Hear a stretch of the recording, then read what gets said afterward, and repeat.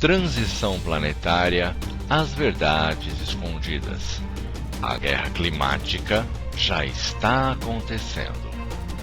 HAARP e o ciclo das águas. E não está faltando água?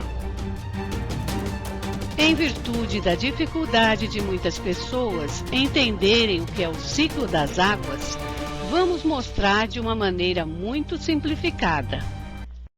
O Codal orgulhosamente apresenta a Turma da Clarinha em O Ciclo da Água.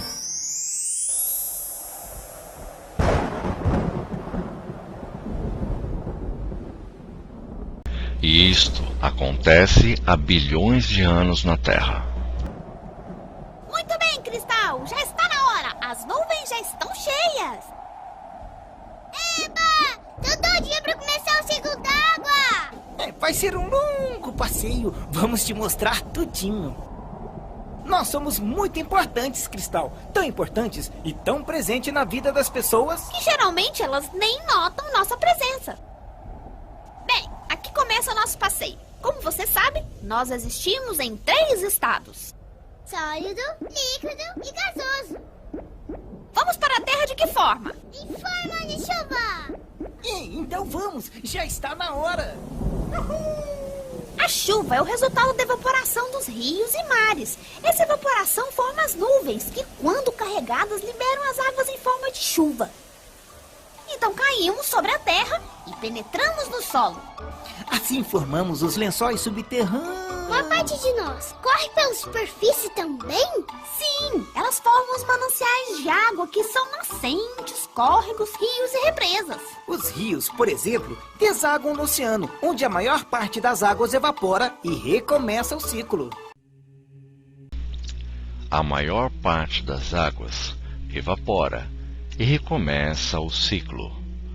Nosso planeta é formado por 2/3 de água, que evapora. Mas é só isso? Agora eu evaporo e viro nuvem de novo? Calma, Cristal. Todo esse processo é demorado. Antes de evaporar de novo, nós vamos fazer um longo passeio.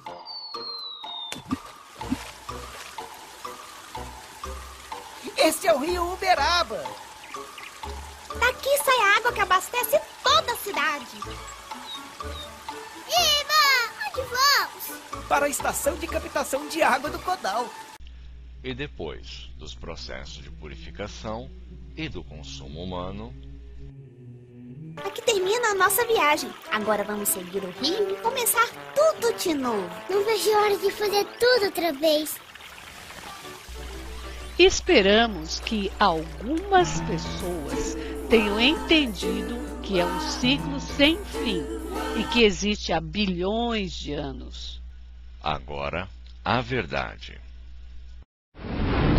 Mas será que o mundo alguma vez já foi atacado por uma arma construída a partir de uma força da natureza? Julho de 1976. Apagões nos sistemas de comunicação do mundo todo ficaram sem explicação. Uma estranha frequência causou interferência em transmissões de rádio, televisão e telefone nos Estados Unidos. Jerry Smith é autor de um livro que trata das armas climáticas.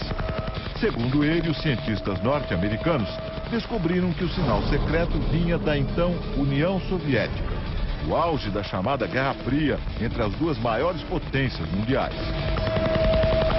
Fotos de satélite mostram um gigantesco radiotransmissor russo. Dele saíam ondas de extrema baixa frequência rumo à atmosfera sobre os Estados Unidos. O sinal continuou a ser detectado até 1989. Mas por quê? O transmissor soviético funcionava como um grande radar e servia para verificar se havia mísseis americanos a caminho do país. Mas alguns pesquisadores suspeitam que algo mais sinistro estava no ar. No início da década de 80, um relatório do Departamento de Defesa americano dizia que a máquina russa interferia no clima e que teria o poder de alterar o padrão dos ventos no mundo todo. Será que o transmissor foi uma arma secreta entre União Soviética e Estados Unidos? O fato é que, nessa época, algo muito estranho aconteceu. De 1987 a 1992, o estado da Califórnia passou por uma das secas mais dramáticas da história. As lavouras secaram e o gado morreu. O preço dos alimentos subiu vertiginosamente e a população ficou aterrorizada. Os especialistas em clima disseram que a causa foram as altas temperaturas que impediram a entrada de umidade na região, um fenômeno fora do comum para a Califórnia. Normalmente, os ventos de grande altitude levam a umidade para a costa dos Estados Unidos. As setas indicam que os ventos sopram sempre para o leste. Durante a seca, os ventos mudaram subitamente de direção e se enfraqueceram. É claro que os soviéticos negaram tudo. Este professor de táticas militares diz que negar faz parte do jogo. Afinal, nenhum governo se sentiria confortável em admitir que deu início a uma guerra climática. Coincidência ou não, em 92 os Estados Unidos começaram a construir este enorme complexo de antenas no Alasca, como parte do projeto conhecido como HAARP. A sigla em inglês quer dizer Programa de Investigação de Aurora Ativa de Alta Frequência. Um nome sofisticado para um projeto que começou na Força Aérea e na Marinha Americanas. O complexo reúne 180 antenas de 22 metros de altura. Juntas, elas podem apontar para qualquer alvo no céu e emitir milhões de watts de baixíssima frequência, formando uma trilha na atmosfera. Este militar americano diz que o projeto HAARP é usado apenas para fins de defesa. Mas uma outra teoria apareceu. A intensa energia jogada no céu pelo HAARP poderia ser um dos fatores do aquecimento global e das mudanças climáticas. O cientista Nick Begic acusa o governo americano de sonegar informações e garante: as pesquisas do HAARP são utilizadas, sim, para provocar mudanças climáticas. Quando as ondas de baixa frequência atingem a camada mais alta da atmosfera, elas criam um espaço vazio e mudam a posição das áreas de umidade. O cientista simula o efeito do HAARP em laboratório. Ele produz uma nuvem dentro de um tubo. Embaixo da nuvem há um transmissor de ondas de baixa frequência extrema. Quando as ondas são emitidas, a nuvem se move para o alto do tubo e leva junto o vapor. O HAARP é apenas um dos transmissores instalados no planeta. Há outros 20 centros de pesquisa semelhantes que funcionam em lugares secretos. Para alguns cientistas, estes transmissores são capazes de alterar o clima em qualquer lugar do mundo. Mudam a direção dos ventos e provocam grandes tempestades ou secas. Até mesmo os furacões poderiam ser provocados. Não há como garantir totalmente que esses equipamentos são usados como arma climática. No entanto, alguns fatos levantam ainda mais suspeitas. Em dezembro de 2001, cientistas da NASA, a Agência Espacial Americana, fizeram uma descoberta. Eles concluíram que vários terremotos aconteceram depois de mudanças climáticas radicais. Será que o HAARP tem alguma ligação com as duas coisas?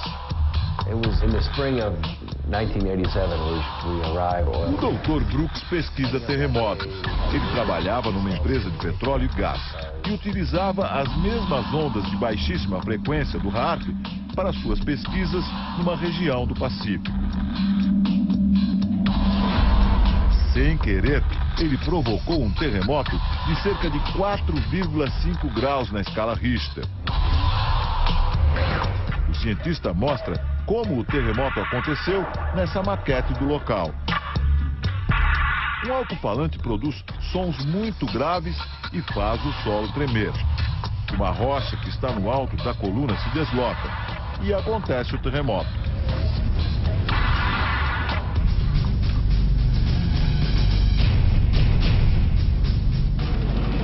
Várias teorias afirmam que o HAARP é responsável por terremotos em territórios inimigos dos Estados Unidos, como o Irã e o Afeganistão. Alguns afirmam também que o HAARP está ligado a um estranho fenômeno que ocorre no céu. Nos últimos anos, estranhas formações de nuvens aparecem nos céus do mundo e continuam aparecendo. Parecem apenas jatos de fumaça deixados por aviões, só que eles permanecem no céu por muito mais tempo. Às vezes por algumas horas, às vezes por dias, e formam nuvens artificiais. Nuvens que alguns pesquisadores chamam de rastros químicos. Chemtrails are deliberately sprayed by high-flying. William Thomas é autor de um livro sobre o assunto. A teoria dele é que esses rastros químicos são utilizados em conjunto com a HAARP.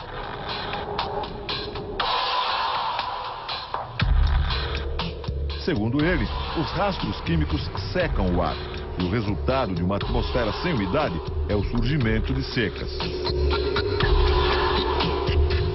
Agora imagine os efeitos disso no campo de batalha, causando longas secas em países inimigos, acabando com os recursos e forçando uma rendição. Na guerra climática, fazer o inverso também é possível. Chuvas devastadoras podem varrer cidades inteiras no mapa. O escritor Jerry Smith diz que os militares fazem pesquisas climáticas desde a metade do século passado. Em agosto de 1952, a pequena cidade inglesa de Lynmouth sofreu uma grande enchente. Em apenas um dia, choveu 250 vezes mais do que o normal. Jerry diz que não foi apenas um fenômeno da natureza, e sim o resultado desastroso de uma experiência dos militares ingleses para estimular tempestades. Algumas testemunhas afirmam que antes da cheia, aviões da Força Aérea Britânica sobrevoaram a região.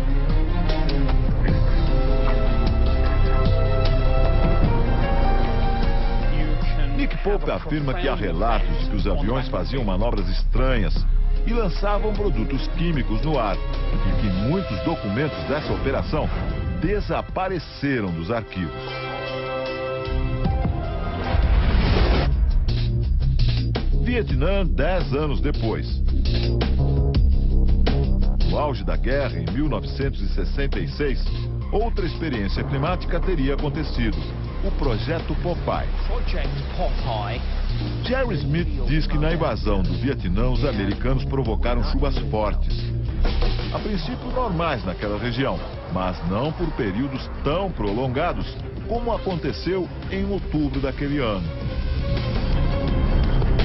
A técnica hoje usada até na agricultura consistia em espalhar com aviões militares cristais de iodo de prata nas nuvens sobre o território inimigo. 15 dias a mais de chuva foram suficientes para o avanço das tropas americanas. Estradas desmoronaram, as passagens dos rios foram destruídas. E a resistência vietnamita ficou isolada e sem suprimentos. Um sucesso passageiro na guerra perdida do Vietnã, mas que demonstrou o poder da arma climática. Mas e os furacões? Há quem diga que também é possível produzir furacões com um objetivo militar. Muitas pessoas acreditam que o furacão Katrina foi um deles. Uma arma utilizada em sua potência máxima. 23 de agosto de 2005, o Serviço Nacional de Meteorologia dos Estados Unidos prevê uma chuva torrencial nas Bahamas. Uma tempestade desse tamanho raramente destrói casas e muito menos mata pessoas, mas isso mudaria em pouco tempo.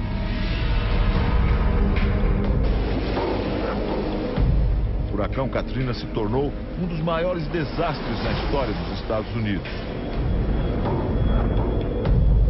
1.800 pessoas morreram. O governo gastou o equivalente a mais de 160 bilhões de reais para reconstruir a região.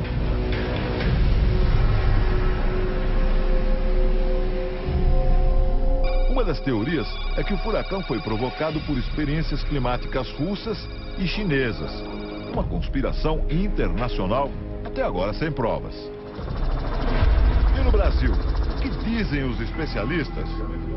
O Domingo Espetacular conversou com vários cientistas do clima. Neste Instituto de Meteorologia, os pesquisadores dizem que o homem pode sim dominar certos aspectos do clima, mas que não é possível controlá-lo totalmente. Para esta meteorologista, a natureza é muito complexa e os efeitos podem sair de controle. Isso pode se voltar para ele próprio, porque a atmosfera está sempre em movimento e as mudanças ocasionadas em uma região podem vir a afetar regiões bem remotas.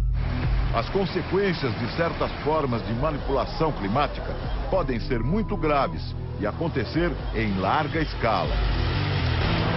A especialista em raios acredita que ainda falta muito para o homem dominar e manipular totalmente o clima. Hoje nós não conseguimos gerar maremotos, gerar tornados em grande escala para usar isso como arma de guerra.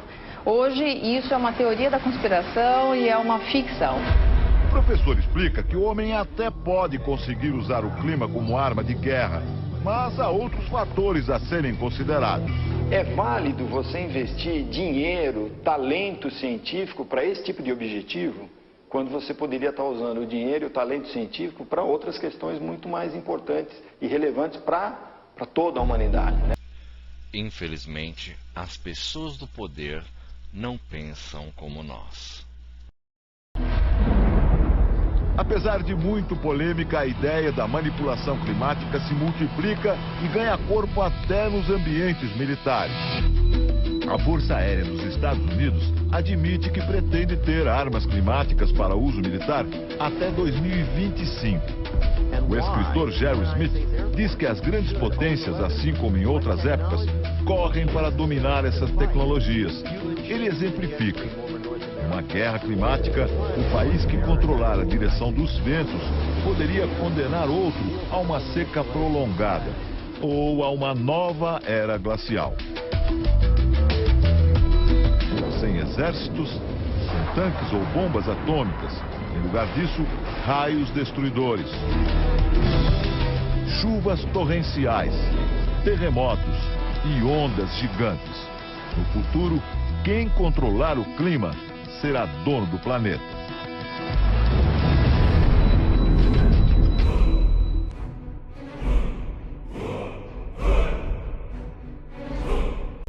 E não está acontecendo nada, não é mesmo? Aviões pulverizam o mundo. Juntamente com Harp, é um dos seus objetivos. É fazer que não chova.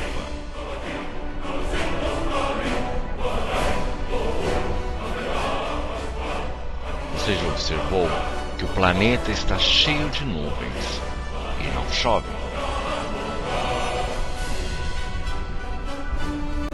Quer mais verdades escondidas? Facebook, Transição Planetária, as verdades escondidas. Junte-se a nós